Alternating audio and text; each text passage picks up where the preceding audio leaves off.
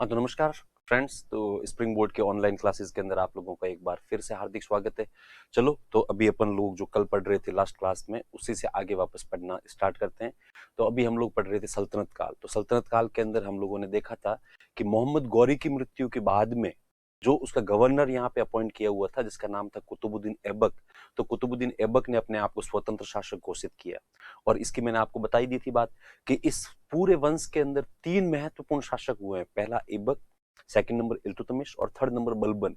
और ये तीनों एक दूसरे के है ना गुलाम थे, इसलिए इस पूरे वंश को गुलाम वंश या दास वंश या फिर ममलूक वंश बोलते हैं। इसके तहत हम लोगों ने सबसे पहले पढ़ा था कुतुबुद्दीन ऐबक के बारे में। तो ऐबक का शाब्दिक अर्थ होता है चंद्रमा का स्वामी, जो हम लोगों ने देखा था। ठीक है, इसके अलावा इसकी कुछ उपाधियां थी। तो वो उपाधियां आप लोगों को पता है, हातिम सेकंड, लाख बख्श एंड कुरान खां। इसके अलावा इसके दो है ना वो जो मूल रूप से विरोधी थे, एक था ताजुद्दीन यल्दोजी और एक था नासिरुद्दीन कुबाचा। तो इसने अपने विरोधियों के साथ वैवाहिक संबंध स्थापित किए और इस प्रकार से अपने जो है वो सब है ना राज्य को है ना सुरक्षित रखने का इसने प्रयास किया। इसके अलावा इसने सुल्तान की उपाधि धारण नहीं की, इसने अपने नाम के सिक्के भी नहीं चलवाए और इसने अपने नाम का खुतबा भी नहीं पढ़वाया। बस ये शब्द आप ध्यान रखना, खुतबा। ठीक है, तो खुतबा का मतलब ही होता है कि जब है ना जुम्मे की नमाज होती है उसके अंदर जो भी सुल्तान या शासक है उसके नाम को मेंशन करना सबसे लास्ट में, लेकिन इसने ऐसा कुछ भी नहीं करवाया था। इसकी राजधानी, इसकी जो कैपिटल है वो लाहौर थी। ये वाला जो है ना प्रश्न आया हुआ है कई बार, क्योंकि दिल्ली सल्तनत के अंदर हम लोग अक्सर जो है वो देखते हैं कि है ना मतलब है ना अक्सर लोगों को लगता है कि जो कैपिटल है वो तो दिल्ली ही होगी, लेकिन दिल्ली इसके समय नहीं थी, इसके समय लाहौर थी। इसके अलावा बात करें अपन इसके बारे में कि 1208 के अंदर ये जो दास्ता से मुक्त हो गया था, एक्चुअली गौरी का एक भतीजा था। ठीक है, और उसने इसे दास्ता से मुक्त कर दिया था। और 1210 के अंदर लाहौर में चौगान खेलते समय ये घोड़े से गिर गया और घोड़े से गिरने के बाद में इसकी मृत्यु हो गई थी। इसके बाद में हम लोगों ने देखा आराम शाह। तो आराम शाह के बारे में मैंने आपको बताया कि कुछ इतिहासकार तो है ना यह यहां तक मानते हैं कि आराम शाह नाम का कोई करेक्टर था भी नहीं। ठीक है, कुछ कहते हैं नहीं करेक्टर तो था, लेकिन ये कुछ महीनों के लिए जो है वो सब सत्ता के अंदर रहा था। उसके बाद में हम लोगों ने देखा था इल्तुतमिश। ये इलबरी तुर्क था और ये ऐबक का दामाद और गुलाम दोनों ही था। और ये पहले बदायूं का, सब यूपी के अंदर जो एक जगह है बदायूं, वहां का ये गवर्नर था सुल्तान बनने से पहले। फिर इसने अपने कुछ खास अमीरों का एक एक पूरा पूरा ग्रुप बनाया था, उसका नाम था तुर्कान चिहलगानी या फिर चहलगानी, जिसके अंदर फाइनली जो है सब सदस्य बढ़ते बढ़ते है ना 40 हो गए थे, इसलिए इसको बोलते हैं चालीसा दल। आरंभ के अंदर आप ध्यान रखना इसका नाम चालीसा दल नहीं था, वो तो फाइनली है ना जब इसका कंक्लूजन निकाला गया तब पता लगा कि इसके अंदर पूरे 40 मेंबर है, इसलिए इसको बोलते हैं चालीसा दल। इसने एकता व्यवस्था आरंभ की थी, मतलब काम के बदले जमीन देना।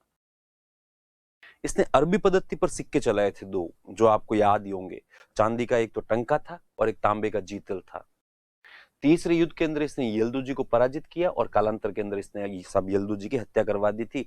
और इसने नासरुद्दीन कुबाचा को भी अलग अलग संघर्ष में पराजित किया और बाद में कुबाचा की भी मृत्यु हो गई थी सब सिंधु नदी के अंदर डूबकर।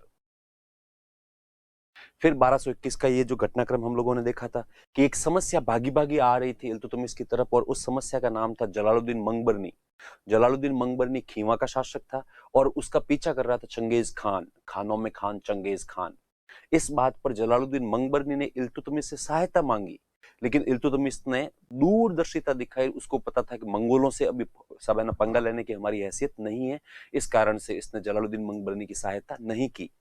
तो चंगेज खान इसका पीछा करते करते सल्तनत की सीमा तक आया और वहां से ये वापस यू टर्न मार के वापस सिंध की तरफ चला गया था जलालुद्दीन मंगबरनी का पीछा करते करते। इसने खलीफा से सुल्तान की उपाधि धारण की थी। फिर सब ये कुछ कारण है, इस कारण से अपन कहते हैं कि ये दिल्ली सल्तनत का वास्तविक संस्थापक था, दिल्ली सल्तनत का वास्तविक संस्थापक था, क्योंकि एक तो इसने दिल्ली को अपना कैपिटल बनाया था और दिल्ली को स्ट्रांग करने के पीछे इसी का ही हाथ था।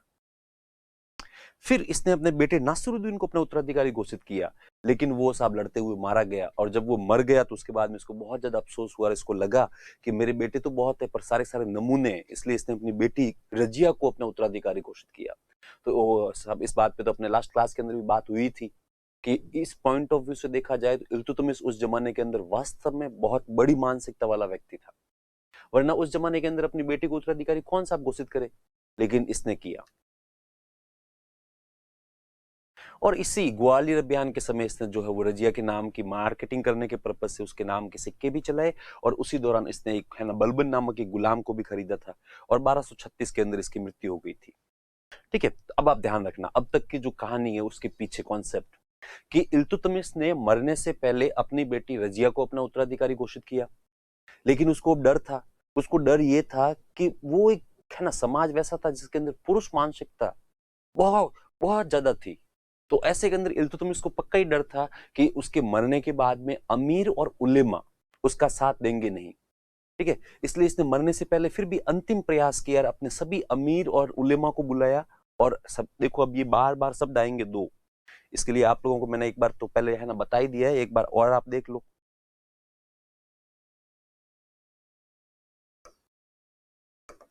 अमीर और उलेमा, और है ना अमीरों का मतलब होता था उस जमाने के प्रशासनिक अधिकारी, बड़े बड़े मंत्री या फिर बड़े बड़े अधिकारी अफसर जो होते थे। उलेमा होते थे ये धार्मिक मामलों के है ना सब है ना वो जो प्रमुख होते थे, ये धर्म के मामले में जो है वो सुल्तान को कुछ उनको सलाह वला देते ही थे। तो अब इसको डर यही था कि अमीर और उलेमा अब पता नहीं रजिया का साथ देंगे या नहीं भी देंगे। इसीलिए फिर भी इल्तुतमिश ने मरने से पहले अपने सभी अमीर और सब है ना उलेमा को बुलाया, उनको बुला के बिठाया और बिठा के कहा कि प्लीज तुम लोग मेरे ऊपर एक बार भरोसा करना और ये मान के चलना कि मेरा ही जो बेटी है वो बहुत ज्यादा योग्य है। तुम लोग प्लीज अपनी मानसिकता एक बार थोड़ी सी साइड में रखना और इस चीज को भूल जाना कि साहब रजिया एक लड़की है। एक बार उसको शासन करने का मौका देना और वो अपने आप को प्रूव करेगी और अच्छे से करेगी।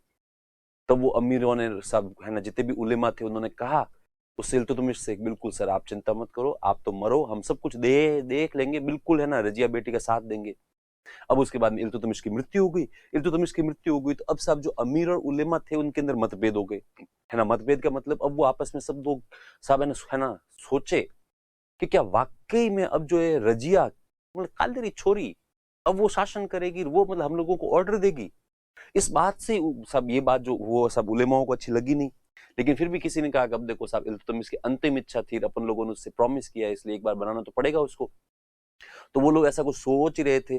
जितने में इल्तुतमिश की सब एक पत्नी थी है ना जो शाह ए तुर्कान के नाम से प्रसिद्ध थी, वो कटाक्ष करने में बहुत ज्यादा तेज थी। आप लोग कटाक्ष का मतलब तो समझती हो कि बोलना कुछ और उसका मीनिंग कुछ और ही। तो एक तरफ तो इल्तुतमिश की मृत्यु हो गई, अमीर और उलेमा सोच रहे हैं कि अब अपन आने वाले समय में क्या करें क्या नहीं करें। ऐसे में शाह तुर्कान जो है इल्तुतमिश की पत्नी है ना साहब रजिया की सौतेली माँ, वो आती है अमीरों और उलेमाओं के पास में, उनको बुलाती है साइड में और कहती है कि मैंने सुना है कि तुम लोगों के दिनमान बहुत ज्यादा खराब आ गए। तब वो मतलब है ना उलेमा ने कहा कि मैडम कैसे, कि मैंने सुना है कि एक लड़की तुम लोगों के ऊपर है ना शासन करेगी और वो तुम लोगों को ऑर्डर देगी। अब उलेमाओं की इस बात से चेहरे थोड़े लटक गए। उलेमाओं ने कहा हाँ मैम बात तो सही है, आप जो कह रहे हैं, पर अब करें क्या, एक्चुअली इल्तुतमिश की इच्छा थी, इसलिए अब सब हम लोगों को जो है वो सब रजिया को सपोर्ट करना ही पड़ेगा। तब शाह तुर्कान ने वापस कटाक्ष किया, कहा कि इल्तुतमिश तो देखो मरने वाला था और वो तो अपनी बेटी के प्रेम में अंधा था, इसलिए उसने ऐसी इच्छा की, लेकिन तुम लोगों को यार तुम लोगों का भेजा नहीं है क्या तुम लोगों के पास में। इस बात पर अमीरों ने उलेमाओं ने कहा बात तो आपकी सही है मैम, पर करें क्या आप मतलब बताओ। तब का एक है मतलब एक ऑप्शन है तुम लोगों के पास में। तब वो सब वो जो अमीर और उलेमा ने कहा क्या मैम, कि मेरा बेटा है ना रुकनुद्दीन फिरोज, उसको बनाते हैं सुल्तान। तो अमीर और उलेमाओं ने कहा चलो ठीक है साहब देखते हैं। तो अमीर और उलेमा सारे के सारे साइड में गए, आपस में मीटिंग करी। मीटिंग करने के बाद में उन लोगों ने कंक्लूजन निकाला कि रुकनुद्दीन फिरोज एक बहुत ही निकम्मा आदमी है, बिल्कुल ही सब है ना बिल्कुल ही नाजोगा है, किसी काम का है नहीं। तो फिर अमीरों को ऐसा लगा कि हाँ ये वाला ऑप्शन ज्यादा अच्छा है कि अपन रुकनुद्दीन फिरोज को सपोर्ट करते हैं। रुकनुद्दीन फिरोज जो है वो टेक्निकली सुल्तान बन जाएगा और सारा पावर जो है वो हम लोगों के पास में आ जाएगा। इस बात का साहब रजिया ने विरोध भी किया, लेकिन अब रजिया अकेली पड़ गई। रजिया को हालांकि कुछ अमीरों और कुछ एक दो उलेमा थे उनका समर्थन प्राप्त था, लेकिन वो लोग माइनॉरिटी में आ गए और मेजोरिटी वाले चाहते थे कि रुकनुद्दीन फिरोज को बनाया जाए। इसलिए इल्तुतमिश की मृत्यु के बाद में जो नेक्स्ट सुल्तान बनेगा वो होगा रुकनुद्दीन फिरोज। रुकनुद्दीन फिरोज जब है ना सुल्तान बना, तब सारे अमीरों को ऐसा लगा था कि सारा पावर उनके पास में आएगा, जबकि हुआ उल्टा। सारा का सारा पावर जो है वो शाह तुर्कान के पास में चला गया था। तो शाह तुर्कान अब जो है वो उनकी सर्वे सर्वा नेता हो गई। शाह तुर्कान बहुत ही दबंग प्रकार की महिला थी। शाह तुर्कान अमीरों को बुलाती, डांटती, फटकारती और वो अमीरों की हालत खराब कर दी कुछ महीनों के अंदर अंदर ही। तो वो अमीर और उलेमा आपस में हमेशा ही बातें करते थे कि यार कहाँ अपन रजिया से बच रहे थे, लो साहब रजिया से बचते बचते अपन जो है वो शाह तुर्कान के चक्कर में पड़ गए। और ये मतलब है ना इतनी दबंग है कि अपन लोगों को डांटती है, फटकारती है, धमकाती है। तो वो किसी ने क्या अपन इसका वो जो है ना समर्थन वापस लेते हैं। तब वो किसी ने एक कोई है ना अमीर बोला कि देखो यदि अपन समर्थन वापस लेंगे तो उसके बाद में किसको बनाएंगे सुल्तान, रजिया को।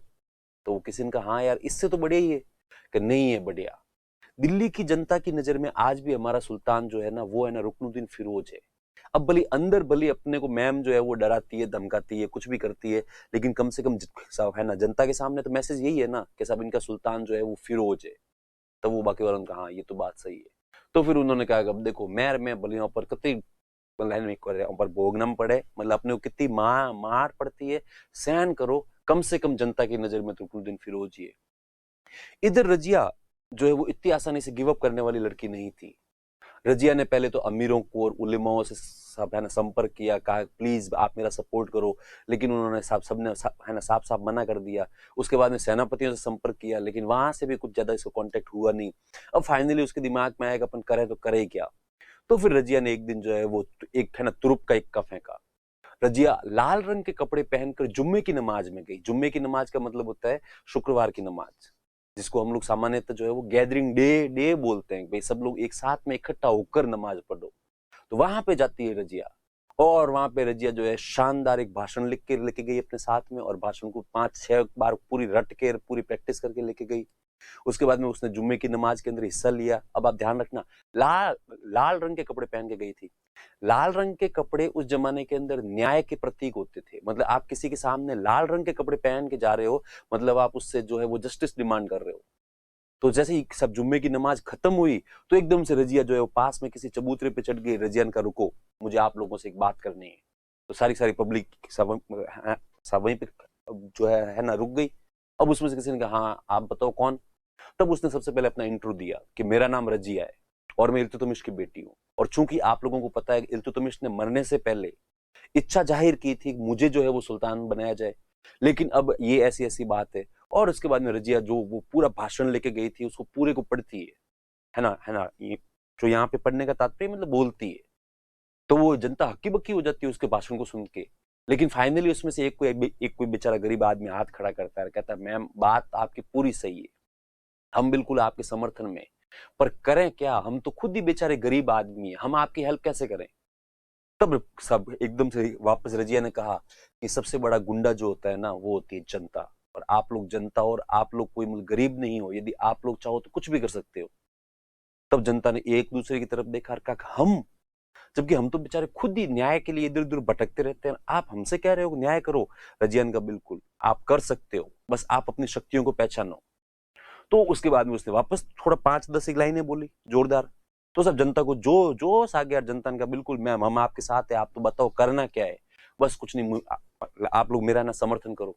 अब जनता को लगा चलो, जनता को पहली बार अपनी गलती मतलब है ना वो जो अपनी ताकत का एहसास हुआ, अच्छा अपन भी पावरफुल है। अब तो पब्लिक आपस में एक दूसरे से बातें करे, बिल्कुल न्याय करेंगे आज तो, और पूरा न्याय करेंगे। उसके बाद में जनता ने लिया रजिया को साथ में, कहा मैम आप चलो आगे आगे, हम आपके पीछे पीछे देखते हैं, देखिए कौन मतलब आज अपने को रोकता है। आपको पता है रेबेल भीड़ जो होती है ना वो कुछ भी कर सकती है। अब भीड़ जब आगे बढ़ी, अब भीड़ के अंदर यूं भयंकर ही जोश था, जुनून था, भीड़ चिल्ला रही थी कि अपन न्याय करेंगे। वो तो बीच में कोई आम आदमी कहीं पर भी खड़ा हो तो वहीं पे भी जनता उससे ले आ जा भाई न्याय करके आते हैं, तू भी आ जा। अब जनता ने कहा चलो ठीक है। अब उसके बाद में ये लोग सब पैलेस के अंदर एंटर हो गए। पैलेस के अंदर एंटर हो गए तो भीड़ इतनी ज्यादा थी कि सेनापतियों की, सैनिकों की, अमीरों की किसी की हिम्मत नहीं हुई बोलने की। और वो तो वहां पे जैसी सब है ना वो जो सब जैसे कोर्ट के अंदर पहुंची रजिया, तो भीड़ जोश में आके भीड़ ने पूरे दरबार के ऊपर कब्जा कर लिया। और कब्जा करने के बाद में अब तो भीड़, आपको पता है कि भीड़ जो होती है उसमें से कोई ना कोई व्यक्ति अब वो जो ऑटोमेटिक सब है ना नेता बन ही जाता है। तो उसमें से एक कोई व्यक्ति नेता बन गया और वो हाथों हाथ ही ऊपर चढ़ गया स्टेज के ऊपर, और कहा आज के बाद में मैम को हमारा समर्थन प्राप्त है ना रजिया को, और यदि तुम में से किसी ने छू छप्पड़ भी करी ना थोड़ी बहुत ही, तो है ना मारेंगे कम और घिसेंगे ज्यादा। अब सारे अमीर और उलेमा एकदम से दुबक के साइड में बैठ गए। अमीर, अब सब एकदम से जनता ने कहा हाँ पे किसको प्रॉब्लम है? अमीर उलेमा कुछ नहीं बोले। उन्होंने कहा नहीं नहीं। अब तो पब्लिक जो है वो बिल्कुल यूं जोश पे थी, हाइट पे थी। अब उसके बाद में पब्लिक ने रजिया को कहा मैम आप तो करो शासन, और कोई आपको यदि थोड़ा बहुत भी रोके टोके तो आप तो हमें याद करना। उसमें से तो कोई एक आ भी गया, उसने कहा मैम आप चिंता मत करना, ये जो सामने जो है ना 3rd नंबर गली है ना, उसके अंदर है ना 4था मकान है मेरा, कभी भी कोई भी तकलीफ हो आप तो हमें याद करना। रजिया ने कहा चलो ठीक है करेंगे याद। तो इस कारण से रजिया जो है वो जनता के समर्थन से शासिका बनी। तो ये भी प्रश्न आता है, ठीक है। अब जो सब रजिया है वो सल्तनत काल की इकलौती महिला शासिका है, ठीक है। तो ये अपन कुछ देखेंगे। तो है ना सब जो है ना इल्तुतमिश की मृत्यु के बाद में जो है वो शासक बनता है रुकनुद्दीन फिरोज कुछ महीनों के लिए। तो वास्तविक शक्तियां इसकी मां शाह तुर्कान के पास थी। वास्तविक शक्तियां जो है वो किसके पास में है? शाह तुर्कान के पास में है। The real power was in the hand of his mother Shah e Turkan. Shah e Turkan. Shah Turkan controlled amirs. Shah Turkan ने अमीरों पर नियंत्रण स्थापित किया। मतलब अमीर सारे डरते थे शाह तुर्कान से। पर इसकी एक स्टाइल थी, ये अमीरों को डराती थी, धमकाती थी, बिल्कुल यूं है ना जूते वूते फेंकती थी। लेकिन बाद में इसको जैसे ही लगता है अभी थोड़ा अमीरों के अंदर गुस्सा बढ़ रहा है, तो वो टाइम टू टाइम अमीरों को जो है वो महंगे महंगे उपहार देती थी। किसी को भी बुलाती कहती कि भाई क्या बात है, तो वो अमीर कहता ठीक है मैम सब कुछ ही, तो बस और तो कुछ नहीं है, ये ले, ये कुछ है ना, ये है ना सोने के सिक्के ले। तब वो अमीर इस बात से वापस राजी होते थे। तो इसको एक्चुअली जो है वो है ना अमीरों को बैलेंस करना आता था। शाह तुर्कान अमीरों को खुश करने के लिए उन्हें महंगे उपहार दिया दिया करती थी। Shah Turkan gave precious gift for pleasing amirs. तो अमीरों को खुश करने के लिए उन्हें महंगे महंगे उपहार देती थी। रुकनुद्दीन योग्य शासक नहीं था, आलसी प्रवृत्ति का था। Ruknuddin was not capable ruler. बहुत ज्यादा आलसी विलासी प्रवृत्ति का व्यक्ति था। बस दिन भर बैठे रहो, पड़े रहो और कुछ भी डिसीजन मत लो, ये इस प्रकार का ही व्यक्ति था। फिर रजिया लाल रंग के कपड़े पहनकर जुम्मे की नमाज में गई। Razia wore red clothes and went for namaz of Jummah to show opposition, या ब्रैकेट में लिख लेना न्याय की मांग करने के लिए गई थी। न्याय। रजिया लाल रंग के कपड़े पहनकर जुम्मे की नमाज में गई तथा इसने जनता से न्याय की मांग की। And she demanded justice from public. जनता से न्याय की मांग की। यहां पे स्लाइड में लिखा हुआ नहीं है, आप लोग मेंशन कर देना। लाल रंग के कपड़े अर्थात न्याय की मांग, जस्टिस। फिर रजिया जनता के समर्थक से शासिका बनी थी। जनता के समर्थन से शासिका बनी थी। अब उसके बाद में आती है रजिया। रजिया है ना डेफिनेटली सब रजिया के अंदर जहां तक अपन इतिहास पढ़ते हैं उस हिसाब से ऐसा लगता है कि रजिया के अंदर वास्तव में एक अच्छे योग्य शासक वाले सारे के सारे गुण थे। बस एक कमी थी, कमी भी नहीं थी लेकिन उस जमाने के अंदर जो भी समाज की मानसिकता थी उसके अनुसार बाकी वाले अमीर और उलेमा को लगता था कि यार रजिया एक लड़की है। बाकी इसके अलावा सब है ना रजिया के अंदर सारे के सारे अच्छे गुण थे। पर रजिया की लाइफ स्टाइल कुछ ऐसी थी जिससे अमीर और उलेमा नहीं चाहते हुए भी इससे है ना नफरत करते थे। एक तो जो सब है ना रजिया है वो कुबा और कुला पहनकर है ना दरबार में आती थी। कुबा और कुला का मतलब होता है कोट, ठीक है, और एक मतलब है ना टोपी। तो ये कुबा और कुला पहनकर दरबार में आती थी। चमड़े के जूते पहनती थी। तो एक तो कुबा और कुला आज भी आप देख लो, आज के समाज के अंदर भी हमारे गांवों में ये मतलब है ना अभी तक होता है। यदि कोई भी लड़की यदि जींस भी पहनती है ना तो गांवों के अंदर लोग उसकी जो है वो आलोचना ही करते हैं कहीं ना कहीं। आप लोग शहरों में हो इसलिए आप लोगों को ऐसा वो थोड़ा सा अजीब सा है ना है ना लगेगा ये सुन के, जबकि वास्तविकता ये है कि आज हम लोग 21वीं शताब्दी के अंदर जी रहे हैं। पर फिर भी गांवों के अंदर एक जनरेशन ऐसे डोकरे खूब सारे बैठे हैं जो ये कोई भी लड़की जींस भी पहनती है तो उसकी भी आलोचना करते हैं, कहते हैं यार जींस पहन फरे, अरे यार अन्ना तो सही नहीं है पहना वो, और इस प्रकार के स्टेटमेंट देते हैं। और हमारे गांवों में तो बिल्कुल हालात ये है कि यूं लड़कियां जींस पहन के निकलती है तो डोकरे है ना मुंह यूं घुमा लेते हैं डोगरे कहते हैं भाई माउथ तो नहीं देखी जे, कोई आज देखूं कोई कल देखूं, कर्म फूटा अणोरा, मतलब ये साफ साफ स्टेटमेंट होते हैं उनके। ठीक है, तो ये तो आज के जमाने की बात है, जबकि रजिया उस जमाने के अंदर कुबा और कुला पहन के सब दरबार में आती थी, चमड़े के जूते पहनती थी, और फिर ये सबसे मेन बात है आके सिंहासन पे बैठती थी। सिंहासन पे बैठती थी तो इससे यूं अमीरों का खून जलता था। अब देखो जो है ना वो सब उलेमा होते हैं, वो तो वैसे ही कट्टर होते हैं। उलेमाओं को लगता था कि यार कालेरी छोरी अन्नी इतनी हिम्मत कि हमारे सामने यूं सब यूं कैट वॉक टाइप से चलती है और उसके बाद में सिंहासन पे बैठती है और उसके बाद में कहती है हाँ भाई बोलो क्या है, अब कार्रवाई कंटिन्यू करते हैं। तो इससे अमीर और उलेमाओं के अंदर अंदर खून वून जलता था। इसके अतिरिक्त भी रजिया उस जमाने के अंदर वो सारे कार्य करती थी जो सामान्यतः उस जमाने में केवल पुरुष करते थे, जैसे शिकार पे जाना, ठीक है ना, तीरंदाजी करना, घुड़सवारी करना, दिल्ली जो है वो घुड़सवारी की सब है ना प्रैक्टिस करना। तो सब उससे उलेमा को लगता था कि यार ये अब जो है आउट ऑफ कंट्रोल है अब ये लड़की, इसलिए अमीर और उलेमा धीरे धीरे उसके विरोधी हो गए थे। और इससे भी बड़ी बात थी कि रजिया ने कुछ डिसीजन ऐसे लिए जिसके अंदर है ना किसी अमीर की या उलेमा की सलाह को इसने माना ही नहीं।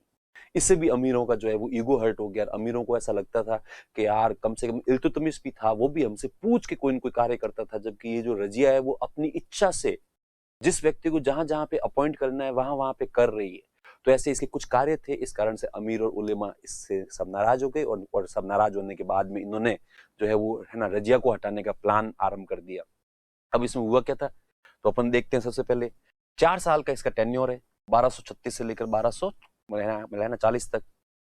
तो कुबा और कुला पहनकर दरबार में आती थी, इसने सिंहासन का प्रयोग करती थी, मतलब है ना इसने सिंहासन का प्रयोग किया। ठीक है, Razia wore qaba coat and kulah long coat and used to come in his court.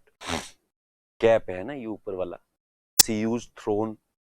Razia did many things like archery, horse riding, hunting etcetera. Razia तीरंदाजी, घुड़सवारी, शिकार आदि करती थी।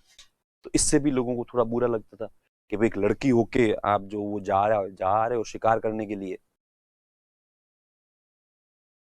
अब इसने क्या किया कि अपनी खुद की इच्छा से कुछ लोगों को, जैसा कि अपने थोड़ी देर पहले बात हुई थी, कुछ लोगों को अपने सब वो जो अपने है ना अपनी इच्छा से है ना उनको जो है वो सब है ना अपॉइंट करा। जैसे कि रजिया ने कुछ पद अपने नजदीकी लोगों को प्रदान किए जिनके साथ इसकी अच्छी बनती थी, इसको ऐसा लगता था कि ये लोग मेरे है ना मेरे प्रति बिल्कुल लॉयल है, तो उनको कुछ उसने इंपोर्टेंट पद जो है वो दिए। जैसे एतगिन करके एक व्यक्ति था, उसको इसने अमीर हाजिब की पोस्ट दी। अमीर हाजिब का मतलब होता है पीए की तरह, ठीक है, सुल्तान का पीए बिल्कुल। तो ये अमीर हाजिब वगैरह ये है ना पूरी पूरी ये जो वोकेब है ये अपन लास्ट में लिखेंगे, इसलिए अभी आप लोग पैनिक मत होना, क्योंकि आप में से कुछ लोगों को लगेगा कि लो यार फटाक से अपने तो देख लिया कि भाई अमीर हाजिब बना दिया, अमीर हाजिब होता क्या है इसको तो पूरा क्लियर तो किया ही नहीं है। अपन है ना सबसे लास्ट में ये पूरी पूरी वोकेब लिखेंगे कौन सा पद क्या क्या होता है। तो खैर इसने अमीर हाजिब अपॉइंट किया एतगीन को। फिर एक कबीर खान करके व्यक्ति था, उसको इसने लाहौर का गवर्नर अपॉइंट किया। फिर एक कोई अल्तुनिया करके व्यक्ति था, इसको इसने जो है वो तबर हिंद जिसको है ना जिसको वर्तमान में हम लोग है ना बठिंडा बोलते हैं, तो बठिंडा का गवर्नर अपॉइंट किया। और एक कोई व्यक्ति था जिसका नाम था याकूत, इसको अमीर आखुर की पोस्ट दी। अमीर आखुर, ठीक है। खुर कौन से जानवर के होते हैं, घोड़े के होते हैं खुर। तो ये अमीर आखुर जो होता था वो होता था अश्वशाला का प्रधान, ठीक है। हॉर्स डिपार्टमेंट जो है उसका जो हेड होता था उसको बोलते थे अमीर आखुर। तो है ना ये भी अपन बाद में लिखेंगे। तो इसने ये 4 इसके सबसे वफादार लोग थे और इनको इसने ये जो है वो है ना पद दिए। अब देखो ये तो आपको मानना पड़ेगा कि कहीं न कहीं अल्तून ये जो है इसकी है ना साहब रजिया की चॉइस जो लोगों के ऊपर ट्रस्ट करने वाली, उसमें कहीं न कहीं कमी थी। क्योंकि आने वाले समय में इसमें से 3 लोग जो है वो तीनों ही सब है ना साहब रजिया को धोखा देंगे, सिवाय याकूत के। याकूत के साथ तो कुछ इतिहासकार ये भी कहते हैं याकूत के साथ उसका लव अफेयर था, पर कुछ इतिहासकार कहते हैं कि नहीं ऐसा कुछ नहीं था। हालांकि हो सकता है थोड़ा सॉफ्ट कॉर्नर रहा रहा होगा कभी न कभी है ना साहब रजिया के है ना मन में याकूत के लिए, बाकी लव अफेयर नहीं था। केवल उस जमाने के जो भी अमीर थे और उलेमा थे उन्होंने केवल और केवल रजिया को बदनाम करने के लिए ऐसी कुछ अफवाहें फैला दी थी, बाकी और कुछ भी नहीं। क्यों होगी सब इससे बदनाम, क्योंकि आप लोग ध्यान रखना रजिया को सबसे मेन सपोर्ट किसका है, जनता का, दिल्ली की जनता का। और बस मतलब इसीलिए दिल्ली की जनता के अंदर रजिया की पॉपुलैरिटी को कम करने के लिए अमीरों ने ऐसी अफवाह उड़ाई कि सब देखो, जो तुम्हारी शाशिका है ना रजिया, उसका अफेयर याकूत के साथ में। और याकूत जो है वो है ना एक मतलब अबिसिनियाई हबशी था, मतलब है ना अफ्रीकन था। तो वो लोग यूं कहते हैं कि लो यार, तुम्हारी रजिया रजिया का अफेयर बिल्कुल किसी अफ्रीकी आदमी के साथ में, अबिसिनियाई हबशी के साथ में, और कोई साहब उसको है ना मिला ही नहीं क्या। पर कुछ इतिहासकार कहते हैं ये केवल उसको बदनाम करने का एक षड्यंत्र था। कुछ कहते हैं कि नहीं, इसमें कहीं ना कहीं वास्तविकता भी थी। क्यों? क्योंकि अंतिम समय तक याकूत जो है वो सब रजिया के लिए है ना लड़ेगा। और लास्ट में तो याकूत के पास में ऑप्शन भी था कि ये भी रजिया का विरोध करे तो सब ये भी जिंदा रहे। लेकिन याकूत ने कहा नहीं, रजिया ने मुझ पर ट्रस्ट किया था, भरोसा किया था, इसलिए मैं तो रजिया के पक्ष में हूं, जबकि मुझे है ना पता है कि तुम लोग मिलके मुझे मारोगे। तो वो इसलिए याकूत जो है वो अंतिम समय तक रजिया के समर्थन में खड़ा रहा। अभी बाकी वाले धोखा कैसे देंगे? तो इसके रजिया के विरुद्ध सबसे पहला जो विद्रोह है वो तो किया कबीर खान ने। कबीर खान ने जैसे विद्रोह किया तो सब कबीर खान के विद्रोह को दबा दिया गया। लेकिन उसके बाद अमीर और उलेमा एकदम से हावी हो गए। अमीरों ने कहा देखो मैम, हमने आपको पहले ही कहा था, अभी आपकी एज बहुत कम है, अभी आपको इतना अनुभव नहीं है, एक्सपीरियंस नहीं है, इसलिए प्लीज हमसे पूछ पूछ के आप है ना डिसीजन लिया करो। लो साहब, आपने कबीर खान को लाहौर का गवर्नर अपॉइंट किया और इसी कबीर ने जो है वो आपके विरुद्ध विद्रोह किया। अब इससे क्या हुआ, रजिया थोड़ी सी दबाव में आ गई। रजिया ने कहा हाँ यार, अब है तो सही। पर फिर रजिया का होता है यार ऐसा, तो देखो कई बार आप किसी लोगों पे भरोसा करते हो और बाद में वो आपका भरोसा तोड़ते भी है। तो वो मतलब है ना अमीरों का ठीक है सब। तो हालांकि कबीर खान के विद्रोह का तो जो है वो सब समाधान हो गया। लेकिन कुछ टाइम बाद में अल्तुनिया ने जो है वो सब सेकंड नंबर विद्रोह किया रजिया के विरुद्ध। अल्तुनिया ने जैसे तबर हिंद के अंदर विद्रोह किया, इसने अपने आप को वहां पे स्वतंत्र ही घोषित कर दिया, कहा मैं तो यहाँ पे इंडिपेंडेंट हूँ। अब इस बात से एक्चुअली क्या हुआ, अमीरों को आनंद ही आ गया, अमीर और उलेमा दोनों को। तो वो तो जब आप सब जब इतिहास ढंग से पढ़ते हो ना, तब अपने को ऐसा लगता है कि अल्तुनिया के विद्रोह के पीछे अमीरों का ही हाथ था। अमीरों ने ही जो है वो अल्तुनिया के पास में ऐसे ऐसे मैसेज भेजे, ऐसे ऐसे लोगों को भेजा, उन्होंने जाके अल्तुनिया को उकसाया, कहा देख भाई, तू तो है क्या, दिल्ली के अंदर एक छोरी बैठी है ना रजिया, और है ना उसके पास कोई पावर वावर नहीं है, सारे अमीर उलेमा भी उससे नाराज है, इसलिए तू तो भले विद्रोह कर दे, अपने आप को यहाँ पे स्वतंत्र घोषित कर दे। तो जब अल्तुनिया को भी गलतफहमी हो गई, अल्तुनिया ने कहा हाँ ये बात सही, अल्तुनिया ने विद्रोह कर दिया। अल्तुनिया ने विद्रोह किया, जैसे ये बात दिल्ली पहुंची, तो दिल्ली पहुंचती अब तो अमीरों को आनंद ही आनंद था। अमीरों को लगा अब आया है ऊंट पहाड़ पहाड़ के नीचे। अमीर सारे के सारे इकट्ठा होकर रजिया के पास में जाते हैं, कहता है मैडम एक खुशखबरी है। तब रजिया ने कहा बोलो क्या? कि सब अल्तुनिया ने विद्रोह कर दिया। तब एकदम से रजिया ने कहा इसमें खुशखबरी का है कि ये तो मतलब है ना बुरी खबर है। तब वो अमीरों ने कहा नहीं नहीं मैम, आपके लिए खुशखबरी होगी ना भाई, आप अपने हिसाब से मन मर्जियां कर रहे हो है ना, मतलब किसी भी व्यक्ति को कहीं पर भी गवर्नर अपॉइंट कर रहे हो और बाद में सारे लोग आपके विरुद्ध विद्रोह कर रहे हैं, तो आप तो यही चाहते हो ना कि सल्तनत पूरी बिखर जाए। तो ऐसे करके अमीरों ने कोई 10 ताने मारे, 10 ताने मारे, तो रजिया एकदम से प्रेशर में आ गई। रजिया ने कहा हाँ देखो, मेरी गलती हुई है, मानती हूं मैं, पर आप लोग चिंता मत करो। अब मतलब है ना अमीरों ने कहा नहीं नहीं मैम, आपका तो डिसीजन, आपकी जो है ना निर्णय क्षमता ही कमजोर है, आपसे कभी कुछ ढंग से होगा भी नहीं। रजियन कह रहे आप लोग चिंता मत करो, इस विद्रोह का दमन मैं खुद करूंगी।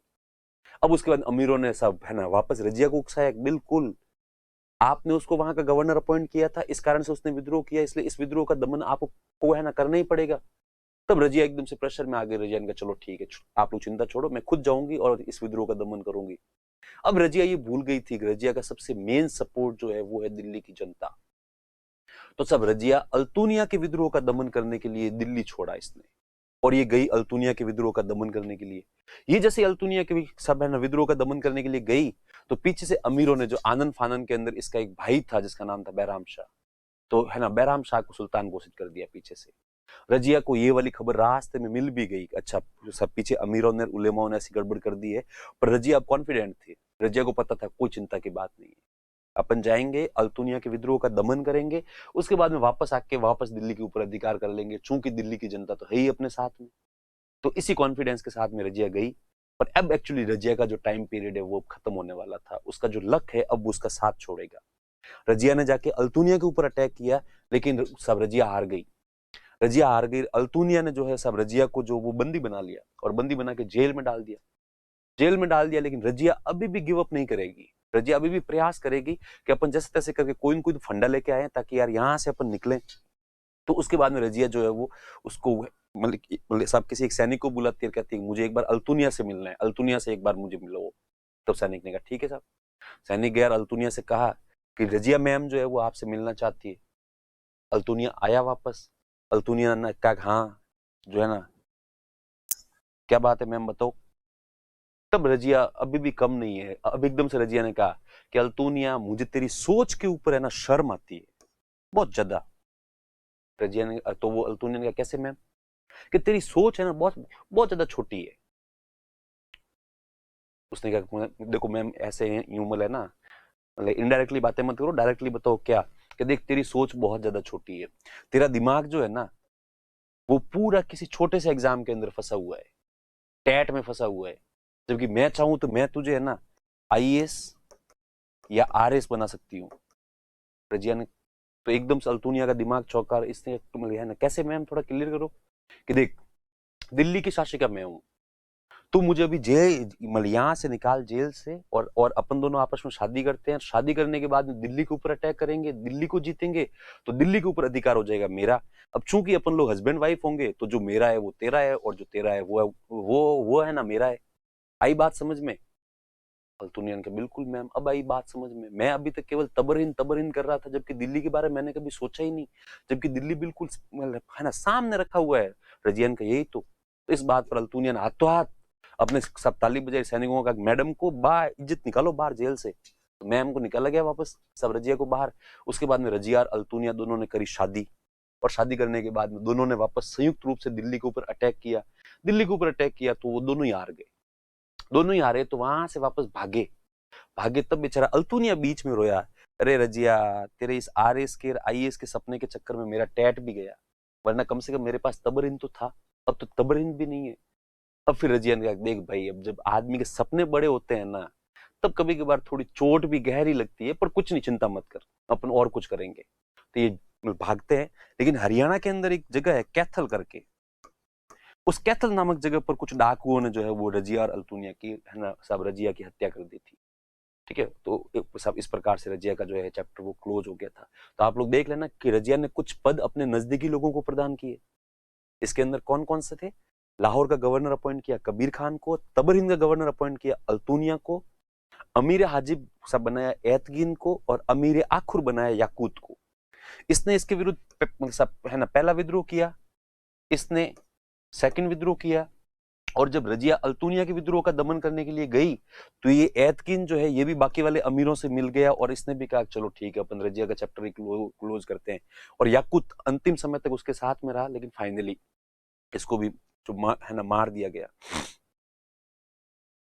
तो अपन लिखेंगे कबीर खान रजिया के विरुद्ध प्रथम विद्रोह किया, तो कबीर खान ने जो है वो रजिया के विरुद्ध प्रथम है ना विद्रोह किया। उसके बाद में याकूत, यह एक अफ्रीकी था, he was an African. According to some historian he was lover of Razia. कुछ इतिहासकारों के अनुसार इसका रजिया के साथ प्रेम संबंध था, प्रेम संबंध था। उसके बाद अल्तुनिया, तो अल्तुनिया ने तबरहिंद में विद्रोह कर दिया था। अल्तुनिया रिवोल्टेड इन तबरहिंद अगेंस्ट रजिया। तो रजिया इस विद्रोह का दमन करने हेतु गई किंतु पराजित हो गई। Razia went to suppress the revolt of Altunia but got defeated, लेकिन पराजित हो गई, लेकिन पराजित हो गई। रजिया ने अल्तुनिया से विवाह कर लिया तथा साथ मिलकर दिल्ली पर आक्रमण कर दिया, किंतु पराजित हुए। तो सब रजिया ने उसको अल्तुनिया को ऑफर दिया कि अपन शादी कर लेते हैं, शादी करने के बाद अटैक करेंगे। तो Razia married to Altunia and attacked on Delhi but they got defeated. तो रजिया ने अल्तुनिया से विवाह कर लिया और उसके बाद में दोनों ने मिलकर दिल्ली पर आक्रमण किया, लेकिन पराजित हो गए। कैथल ब्रैकेट में कर देना हरियाणा नामक स्थान पर डाकुओं ने रजिया की हत्या कर दी। At Kaithal Haryana robbers killed Razia. इस प्रकार से जो है वो रजिया का चैप्टर वो है क्लोज हो गया था।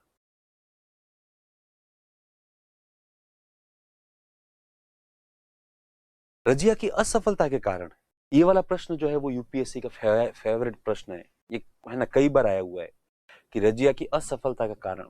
तो वैसे देखो ये तो अपने मेंस का टॉपिक तो है नहीं, केवल प्री के अंदर है। मेंस में यदि हो भी जाए तो आप है ना रजिया की असफलता के खूब सारे कारण बता सकते हो कि अमीरों की महत्वाकांक्षाएं थी। मिनहाज उस सिराज की जो है ना पुस्तक है तबकात नासिरी, उसके अनुसार रजिया का महिला होना उसकी असफलता का कारण था। इसने अल्तुनिया के विद्रोह के दमन के लिए दिल्ली छोड़ दी, प्लस याकूत के साथ इसका अफेयर, जिससे साहब कहीं न कहीं पब्लिक के अंदर भी इसकी पॉपुलैरिटी जो है वो थोड़ी सी कम हो गई थी। लेकिन यदि ये प्री के अंदर आता है सवाल और वहां पे आपके सामने ऑप्शन आते हैं कि ए, बी, सी और डी, तो अब आप उसमें से कौन सा सही करोगे? तो उसमें आपको सही करना है यही वाला कि अमीरों की महत्वाकांक्षा। जबकि कुछ लोग कहते हैं कि भाई उसका स्त्री होना उसकी असफलता का कारण था। स्त्री होना मेन कारण नहीं था, मेन कारण था अमीरों की महत्वाकांक्षा। अमीर महत्वाकांक्षी थे, अमीर चाहते थे कि जब रजिया पावर में हो तब बहुत सारा पावर उनके पास में भी हो। लेकिन रजिया ने एक्चुअली सारा पावर अपने पास में रख रखा था, इसलिए अमीर कहीं न कहीं उससे सब है ना रजिया से नफरत करते थे। वरना अपने इतिहास के अंदर देखा है कि सब कोई भी, चाहे वो महिला हो चाहे बच्चा हो, ठीक है, यदि अमीर वफादार होते हैं ना तो वो हमेशा ही अपने शासक की हमेशा सेवा करते हैं। तो इसके लिए आप देख लो जोधपुर का एग्जाम्पल, कि जोधपुर में साहब है ना जसवंत सिंह जी की मृत्यु के बाद में, राजस्थान हिस्ट्री के अंदर आप लोगों ने पढ़ा होगा या फिर अपनी हिस्ट्री में भी पढ़ेंगे आगे, कि जसवंत सिंह की मृत्यु के बाद में अजीत सिंह का जन्म होता है। तो अजीत सिंह तो इन्फेंट थे, लेकिन फिर भी दुर्गादास राठौड़ और बाकी वाले जोधपुर या मारवाड़ के जितने भी लोग थे वो अजीत सिंह को गोद में लिए लिए इधर से उधर घूमते रहे, 30 साल तक संघर्ष करा और 30 साल के बाद में फाइनली जोधपुर जो है वो वापस तब अजीत सिंह को दिलवाया। तो इसलिए क्यों, क्योंकि वहां पे जो सब है ना वो जितने भी दुर्गादास राठौड़ और उनके जितने भी सहयोगी थे वो इतने महत्वाकांक्षी नहीं थे। महत्वाकांक्षी तो थे, लेकिन उनकी केवल एक ही सब महत्वाकांक्षा थी कि मारवाड़ को वापस अजीत सिंह को दिलाना है। तो इसलिए यदि शासक कभी कभार बीमार भी हो जाए, बुजुर्ग भी हो जाए, छोटा हो, महिला हो, पहले कोई हो, यदि अमीर रहना चाहे तो वो उस शासन को रहने देते हैं, पर यहाँ पे अमीर चाहते ही नहीं थे। इसलिए रजिया की असफलता का मेन कारण है अमीरों की महत्वाकांक्षा, अमीरों की महत्वाकांक्षा। तो वास्तविक कारण यही था, ठीक है, मिशंस ऑफ अमीर। फिर according to Tabaqat Nasiri of Minhaj us Siraj, she was a woman. Minhaj us Siraj, Minhaj us Siraj, ये राइटर का नाम है और ये उसकी पुस्तक का नाम है तबकात नासिरी। तो वो मिनहाज उस सिराज अपनी पुस्तक के अंदर कहता है कि रजिया की असफलता का कारण यही था कि वो एक महिला थी, वरना उसके अंदर एक योग्य शासक के सारे सारे गुण थे। फिर अल्तुनिया के विद्रोह का दमन करने के लिए दिल्ली छोड़ दिया, तात्कालिक कारण यही था। यदि रजिया दिल्ली नहीं छोड़ती तो शायद तक उसका पतन नहीं होता, क्योंकि दिल्ली के अंदर सब दिल्ली की जनता है उसके फेवर में। अब उसके बाद नया जो शासक बना था वो था बहराम शाह। एक्चुअली रजिया जब अल्तुनिया के विद्रोह का दमन करने के लिए गई थी तभी पीछे से ही जो है वो अमीरों ने और एतगिन ने मिलकर जो है वो बहराम शाह को नया जो है साहब है ना सुल्तान बना दिया था। अब जब बहराम शाह को सुल्तान बनाया तो इससे रिलेटेड अपने को एक फैक्ट याद रखना है। एक नई पोस्ट क्रिएट की गई, ठीक है, उसका नाम था नायब या नाइब मुमलिकात। नायब या नाइब मुमलिकात बहुत ज्यादा है ना पावरफुल पोस्ट थी। अपन लोग जब से सब ये जो मिडिवल हिस्ट्री पढ़ते हैं तो अपन लोगों को ऐसा लगता है कि यार कि जो है ना वजीर सबसे ज्यादा पावरफुल था। नहीं, वजीर उस जमाने के अंदर केवल वित्त मंत्री हुआ करता था, केवल फाइनेंस मिनिस्टर होता था। जबकि नायब या नायब मुमलिकात बहुत ज्यादा पावरफुल पोस्ट थी और इस पोस्ट को क्रिएट करके पहला नायब जो है वो सब बनाया गया एतगिन को। और एतगिन इसी शर्त पर ही बाकी वाले अमीरों से मिला था और सब उसने रजिया का विरोध किया था। तो बहराम शाह का जो टेन्योर है वो अपन देखेंगे 2 साल का है, 1240 से लेकर 1242। अब अपन देखेंगे ये है ना कम से कम कोई 20 या 36 साल तक जो है वो इतिहास ऐसे ही चलेगा। इसके अंदर कठपुतली शासक आएंगे, बहुत सारे, सारा पावर जो है वो अमीरों के पास में ही था, ठीक है, अमीर अपनी अपनी मनमर्जियां करते रहते थे। वो तो बाद में है ना वापस एक शासक आएगा जिसका नाम है बलबन, उसके समय वापस सारा पावर जो सुल्तान के पास में जाएगा, वरना इन बिटवीन जो है वो सारा पावर इधर उधर अमीरों के पास में ही रहा। तो ये बहराम शाह, ये जो सब है ना, ये जो है ना रजिया का हाफ ब्रदर था, मतलब है ना जो इनकी माताएं अलग अलग थी, ठीक है। तो बहराम शाह 1240 से लेकर 1242 तक 2 साल तक ये रहा। इस समय एक नए पद का सृजन किया गया, एक नए पद का सृजन किया गया जिसका नाम था नायब मुमलिकात। या इसको नाइब भी बोलते हैं, नाइब मुमलिकात या नायब मुमलिकात। और जो प्रथम नायब मुमलिकात बनाया गया था एतगीन को, जो पहला नायब मुमलिकात एतगीन को बनाया गया, और ये एक शक्तिशाली पद था। केवल कुछ एक पावर ऐसे थी जो केवल सुल्तान के पास में होती थी, वरना इसके पास में भी सारे ऑर्डर थे, हर प्रकार के ऑर्डर जारी करने की इसको जो है वो परमिशन थी। उसके बाद में 2 साल बाद में इसको हटा दिया गया। इसको हटाने के बाद में अलाउद्दीन मसूद शाह करके एक व्यक्ति है, उसको बनाया गया वापस सुल्तान। ये केवल नाम आपको एक बार सीक्वेंस में याद रखने हैं, याद रहे तो भी अच्छा है, नहीं भी रहे तो भी चलेगा, बाकी सीक्वेंस अपने को पता होना चाहिए पहले कौन सा था और बाद में कौन सा आया था। इसके लिए तो आप थोड़ा बहुत रिवीजन करते रहोगे तो आपको सिंपली ये चीजें याद हो ही जाएगी। ये जो अलाउद्दीन मसूद शाह, ये बहुत ही भला व्यक्ति था। इसने कहा यार आने वाले समय में लोग जब सिविल सर्विसेज की तैयारियां करेंगे तब उनको खूब फैक्ट्स याद करने पड़ेंगे दुनिया भर के। इसलिए इसने अब जो है वो अपन लोगों से प्रॉमिस किया कि देखो मैं मेरे शासनकाल के अंदर कोई कार्य करूंगा ही नहीं, ताकि आप लोगों को मेरे बारे में कुछ भी पढ़ना नहीं पड़े। बस आप तो यदि हो सके तो ये नाम याद रख लेना कि साहब बहराम शाह के बाद में अलाउद्दीन मसूद शाह करके कोई आया था, वरना अपना कार्यवार्य कुछ भी नहीं है, कार्यवार्य कुछ भी नहीं है। तो ये जो बहराम शाह के बाद में आता है अलाउद्दीन मसूद शाह। उसके बाद में ठीक है 4 साल तक अब सब है अलाउद्दीन मसूद शाह रहा। उसके बाद में आता है नासिरुद्दीन महमूद। ये भी कठपुतली टाइप का सही व्यक्ति था। इसके पास में भी पावरफुल कोई सब ये भी कोई है ना पावरफुल नहीं था। बस वो आपको नासिरुद्दीन महमूद के बारे में एक चीज याद रखनी है, बहुत धार्मिक प्रवृत्ति का व्यक्ति था, बहुत ज्यादा ही धार्मिक था। ठीक है, तो ये इसके पास में कुछ पावर तो थी नहीं, इसलिए दरबार के अंदर आके बैठा रहता अपने सिंहासन के ऊपर, और ये सारे अमीर अपना अपना कार्य करते रहते, और ये तो यूं ही केवल एक फॉर्मेलिटी रूप से यूं बैठा रहता था। और ये फ्री टाइम में बैठा बैठा वहां दरबार के अंदर टोपियां सीलता था अपने हाथों से। अपन नहीं देखते अपने गांवों में पहले जो होती थी वो जो मैम होती थी, मैडम, वो है ना स्वेटर बुनती रहती थी पहले स्कूलों के दिनों में। आप में से कुछ लोगों ने देखा होगा, हमारा तो खूब भी देखा हुआ है। ठीक है, तो पहले के जमाने कोई मतलब है ना स्कूलों के आनंद ही अलग ही होते थे। मैडम है स्वेटर बुन रही है, कई बार तो हम तो ऐसे ऐसे सरकारी स्कूलों के अंदर पढ़े हुए हैं जहाँ पे मैम जो है वो घर से है ना पापड़ वापड़ का आटा वाटा लेके आती थी। उसके बाद में जो भी बच्चे होते थे उनको कहते हाथ धो, और हाथ धोने के बाद में कहते लो है ना पापड़ बेलो। अच्छा, जिसको पापड़ बेलने आते थे वो तो पापड़ बेल रहे हैं, कुछ बच्चे उसको छत पे सुखा रहे हैं, कुछ वहीं पे रखवाली कर रहे हैं पापड़ों की। मैम भी राजी और सब बच्चे भी राजी, बच्चों को भी लगे चलो ये एक एक्स्ट्रा एक्टिविटी चल रही है, कम से कम पढ़ना नहीं पढ़ रहा है। तो टाबर इतनी चिंता करते थे मैम के पापड़ों की, मैडम पापड़ हुका हुका। तो वाह, बस यूं ही चलता रहता था। ठीक है, तो वैसे वैसे जैसे वो मैम उस जमाने के अंदर वो हमेशा स्वेटर बुनती रहती थी, या है ना पहले के जमाने के अंदर खूब सारी जो है ना ये जो महिला का है ना ये जो महिला कर मतलब सब है ना क्या बोलते हैं कर्मचारी, वो ऐसे यूं स्वेटर बुनती रहती थी। तो ये नासिरुद्दीन महमूद भी दरबार के अंदर टोपियां सीलता रहता था। टोपी मतलब जो अपन सिर में पहनते ना नमाज के समय, तो ये ऐसी सीलता रहता था। उनको मार्केट के अंदर बिकती थी वो सब टोपियां, और लोग महंगे महंगे दामों में खरीदते थे कि ये जो टोपी है इसको एक्चुअली सुल्तान ने खुद ने जो है वो बुना है। इसके अलावा फ्री टाइम में तो क्या मतलब वही दरबार में बैठ के या फिर घर पे बैठ के वो कुरान की आयतें लिखता था। क्योंकि अपने को पता है उस जमाने के अंदर जो है सब प्रिंटिंग प्रेस तो होती नहीं थी। ठीक है, जीरोक्स कॉपी बनती नहीं थी, तो आपको एक यदि कोई भी बुक है उसकी सेकंड कॉपी आपको बनानी है तो उसको आपको देख देख के लिखना पड़ेगा वापस। तो ये बैठ के कुरान की प्रतिलिपियां बनाता था, और वो वाली प्रतिलिपियां वो भी मार्केट के अंदर बिकती थी। इसके नासिरुद्दीन महमूद, ये आप ध्यान रखना, सल्तनत काल के अंदर नासिरुद्दीन महमूद यही कार्य करेगा, टोपियां सिलेगा और सब कुरान की प्रतिलिपियां बनाएगा। उसके बाद में अपन जब पढ़ेंगे मुगल काल, तो मुगल काल के अंदर औरंगजेब वो भी सेम टोपियां सिलेगा, और उसके बाद में जो है वो सब कुरान की प्रतिलिपियां है ना वो जिसको हम लोग बोलते हैं जीरोक्स, तो वो भी जीरोक्स बनाएगा। ये दोनों के अंदर समानता है, यहाँ पे नासिरुद्दीन महमूद और वहां पे जो है वो औरंगजेब। इसके समय सारा पावर बलबन के पास में था, क्योंकि अब बलबन जो है वो सब है ना धीरे धीरे पावर में आ गया था। अब सारा पावर जो है वो बलबन ही इधर से उधर कर रहा है। पर धीरे धीरे बलबन का जिस हिसाब से राइज हुआ था उस हिसाब से बहुत सारे लोग जो सब है ना बलबन के विरोधी हो गए। और जब लोग बलबन के विरोधी हो गए तो फिर नासिरुद्दीन महमूद के ऊपर दबाव बहुत ज्यादा आ गया। तो इसलिए नासिरुद्दीन महमूद ने एक दिन बलबन को बुलाया और बलबन को बुला के कहा कि देखो मैं आपका ट्रांसफर कर रहा हूँ, आप ऐसा करो हांसी करके एक जगह है हरियाणा के अंदर, वहां के है ना गवर्नर बन जाओ।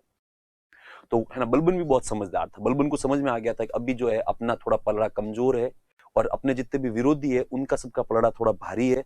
इसलिए बलबन ने कोई ना नुक्कर नहीं की, बलबन ने कहा बिल्कुल सर जो आदेश आपका, आपको मैं तो वहीं जाऊंगा। तो फिर कहा चलो ठीक है। तो इस बात पर बलबन जो हाँसी चला गया, बलबन वेट कर रहा था वापस, बलबन को पता था अपना भी टाइम आएगा, मतलब वापस आएगा, अभी थोड़े हालात खराब है इसलिए चुपचाप शांति से बैठे रहो। तो बलबन जाके चुपचाप शांति से हाँसी के अंदर बैठ गया।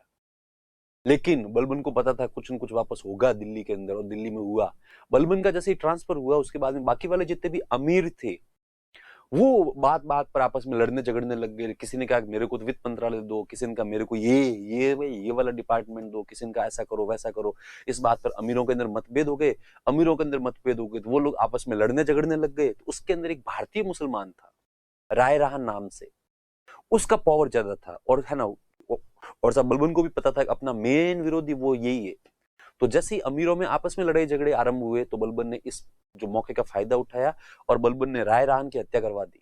राय राहन की हत्या करवाने के बाद बलबन वापस दिल्ली आता है, लेकिन इस बार बलबन की एंट्री इतनी धांसू थी कि सारे अमीर बलबन से डर गए, और सबको ही लग गया जैसे राय राहन का जो सब है ना, ये जो पलड़ा कटा है, ठीक है, टिकट कटा है, वैसे वैसे अपना भी कट सकता है, इसलिए बलबन का विरोध करने की ज्यादा जरूरत नहीं है। तो उसके बाद में वापस बलबन जो है वो दिल्ली के अंदर ही रहा।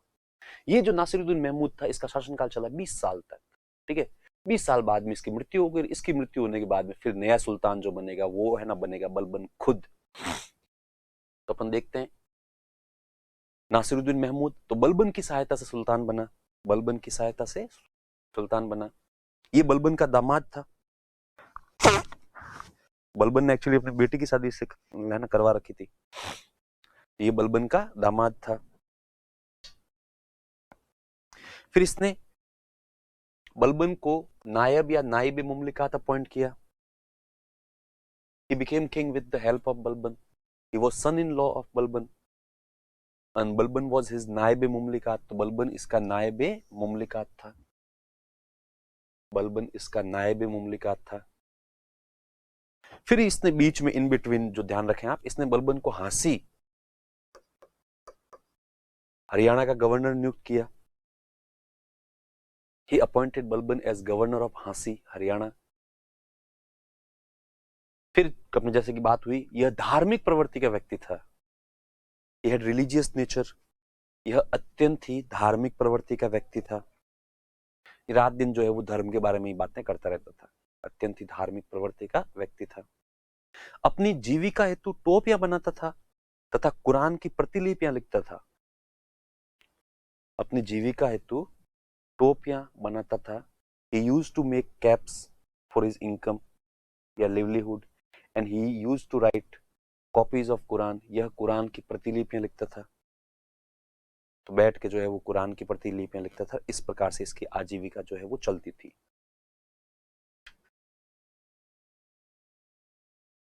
तो इसका टाइम पीरियड ध्यान रखना, 20 साल तक इसका जो टाइम पीरियड है ना। लेकिन इस पूरे 20 साल में वास्तविक जो है ना पावर पूरा का पूरा बलबन के पास में ही था। उसके बाद में आता है बलबन। उसके बाद में क्या आएगा? बलबन। तो बलबन के बारे में पहली लाइन तो वही है जो आप लोगों ने इल्तुतमिश के समय देखी थी कि इल्तुतमिश एक इल्बरी तुर्क था और ये जो बलबन है ये भी इल्बरी तुर्क है। ये इनका एक है ना कबीला था, इनकी ट्राइब थी। यह भी जो है वो इल्बरी तुर्क था। इसके इस स्लाइड में जितनी भी लाइंस होगी वो सारी आपको पहले से पता ही है, इसमें कुछ नया है नहीं। ये केवल इल्बरी वाला नया है कि ये इल्बरी तुर्क था। ये इल्तुतमिश का गुलाम था, ठीक है, और चालीसा दल का सदस्य था। चालीसा दल का मेंबर था ये।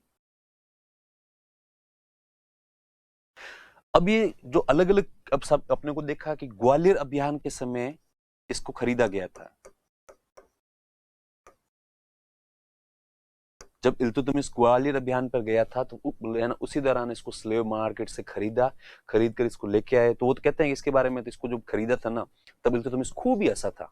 खूब ही ऐसा का मतलब वो जो है ना, मतलब अपन लोग बलबन के बारे में बात करेंगे कि बलबन दिखने में बहुत ज्यादा भद्दा था, बहुत ज्यादा ही है ना भद्दा था। तो वो तो एक है ना, एक कोई इतिहासकार है, ठीक है, जियाउद्दीन बर्नी। तो बर्नी की तो पता नहीं बलबन से क्या ही दुश्मनी थी भगवान जाने, जबकि जियाउद्दीन बर्नी बहुत बाद में हुआ है, बलबन पहले थे। तो वो तो है ना, कभी भी बर्नी ने मेरे हिसाब से बलबन को देखा नहीं था। लेकिन फिर भी वो अपनी पुस्तक के अंदर बलबन की इतनी मजाक उड़ाता है बर्नी जिसकी कोई हद ही नहीं है।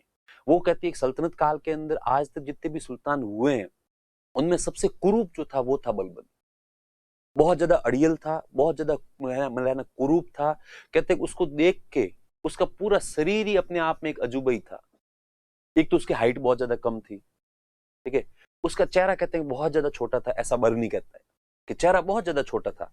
अपने नहीं होते ये जो है ना बिल्कुल छोटे छोटे बंदर, तो कहते सब है ना बिल्कुल बंदर जैसा उसका सब है ना चेहरा था। और इस चेहरे के अंदर दो जो आंखें थी, वो आंखों के नाम पे केवल यूं खड्डे थे, वरना ये कभी आंखें किसी को दिखती नहीं थी। इतनी अंदर सब वो जो गहरी और धसी हुई थी। और गाल आपस में ऐसे पिचके हुए थे कि पूरे के पूरे ये गाल और ये गाल दोनों आपस में अंदर जो है वो आपस में टच होते थे, मतलब इतना ज्यादा बुरा था। हाइट कम थी, मैंने आपको बता ही दिया। और उससे भी मेन चीज, उसके हाथ पैरों की जो साइज थी वो बहुत ही अजीब सी थी। तो नया आदमी तो बलबन को एक बार कभी देखता था ना, तो वो 1-2 मिनट तो देखता ही रहता था। और वो ये देखता था कि यार आदमी है, एलियन है या कोई प्रकार का जानवर है। फिर उसको लगता नहीं यार, है तो ये आदमी है। तो कहते उसकी पूरी साइज वाइज बिल्कुल पूरे शरीर की वैसी ही थी, बहुत ही अजीब सा था, बहुत ही ज्यादा बुरा दिखता था, भद्दा दिखता था। इसलिए जब इल्तुतमिश ग्वालियर के अंदर स्लेव मार्केट में गया, तब वहां पे इसने जैसे ही बलबन को देखा, तो वो है ना सब वो और उसके जितने भी लोग थे वो सब बलबन को देख के हंसने लग गए। तब इल्तुतमिश में से सब किसी व्यक्ति ने कहा कि भाई साहब इसको तो आप भले एक के ऊपर फ्री में भी दे दोगे ना तो भी इसको कोई लेगा नहीं। पर बलबन का जो भी मालिक था उसने कहा नहीं साहब, ये आपकी गलतफहमी है, इसके चेहरे पे मत जाओ, ये भूल जाओ, ये बहुत ही योग्य है। इल्तुतमिश ने कहा काय का योग्य है, दिखता ही इतना अजीब सा है, ठीक है, एलियन लगता है, एक प्रकार से जानवर लगता है। मैंने खुद नहीं इसको एक बार सब देखने के बाद में काफी देर तक सोचा कि क्या आ चीज कौन है। तब जाके पता लगा नहीं नहीं है तो आदमी है। तब उसने कहा नहीं नहीं नहीं, अरे सर इसको तो आप फ्री की बात कर रहे हो, इसकी रेट सबसे है ना सबसे ज्यादा है, बहुत ज्यादा टैलेंटेड है। तब उसने वो जो इल्तुतमिश ने कहा हाँ होगा पता नहीं, पर यार इसको फील नहीं आ रहा, तो साहब आप इसको एक बार खरीदो तो सही। इसने यदि अपने आप को प्रूव नहीं किया तो आप कहोगे वैसा कर लेंगे। तो कहा चलो ठीक है, अब उसको खरीद लिया। तब बलबन को खरीदा, और बलबन को खरीदने के कुछ दिनों बाद में इल्तुतमिश को एहसास हो गया था बहुत ज्यादा योग्य है, बहुत शार्प है माइंड से। चेहरा वगैरह भले कैसा ही हो, बाकी दिमाग से बहुत ज्यादा तेज है। तो इसलिए ये जो इल्तुतमिश का गुलाम था, और उसके बाद में इसको इसने 40 दल का मेंबर बनाया, मतलब तुर्कान चहलगानी का मतलब होता है इल्तुतमिश के सबसे विश्वसनीय लोग, तो सब उसका इसने मेंबर बनाया। उसके बाद में इसने जो है इल्तुतमिश के टाइम पीरियड पे फटाफट प्रमोशन लेने स्टार्ट कर दिए थे। उसके बाद में इसको कुछ प्रमोशन भी हुए थे, ठीक। तो अपन यहाँ पे देखेंगे कि यह इलबरी तुर्क था, इल्तुतमिश का गुलाम और चालीसा दल का का मेंबर था। He was slave of Iltutmish and member of Chalisa group या gang. Following are the post of Balban during different reign of ruler, ठीक है। तो सुल्तानों के विभिन्न कालों के दौरान बलबन के पद निम्नलिखित थे कि सब बलबन को कैसे कैसे प्रमोशन मिले थे। ये इसके कुछ प्रमोशन है जो अपन देखेंगे ना। रजिया सुल्ताना के समय ये अमीर शिकार के पद पर था। अमीर शिकार उस जमाने में एक अच्छा खासा डिपार्टमेंट, अच्छा खासा पद था, क्योंकि उस जमाने के अंदर व्हाट्सएप, ये जो है ना इंस्टा फेसबुक वगैरह तो होते नहीं थे। उस जमाने के अंदर एंटरटेनमेंट एंटरटेनमेंट एंटरटेनमेंट कैसे करोगे आप। तो उसके अंदर कुछ ऐसे सब गेम्स होते थे। उसमें भी ये जो सुल्तान राजे महाराजे जो भी होते थे, उनके गेम होते थे शिकार करना, कि लार्ज लेवल पर खूब सारे लोग मिलकर जंगल के अंदर जाते थे और उसके बाद में वहां पे जाके साहब है ना शिकार करते थे। तो ये जो इसका पूरा डिपार्टमेंट जो था उसका हेड था ये बलबन, रजिया के समय अमीर शिकार। हालांकि रजिया के समय इतना ज्यादा भी सब पावरफुल नहीं था कि बिल्कुल पॉलिटिक्स के अंदर डायरेक्टली इन सब है ना वो जो है ना इंटरफेयर करे, लेकिन फिर भी अब धीरे धीरे इसका पद जो है वो लगातार बढ़ता जा रहा था। उसके बाद में सब रजिया के बाद में आता है बहराम शाह। तो उस समय ये अमीर आखुर के पद पर था, अमीर आखुर, ठीक है, तो अमीर आखुर के पद पर था। फिर अलाउद्दीन मसूद शाह के समय अमीर हाजिब के है ना ये जो पद पे था।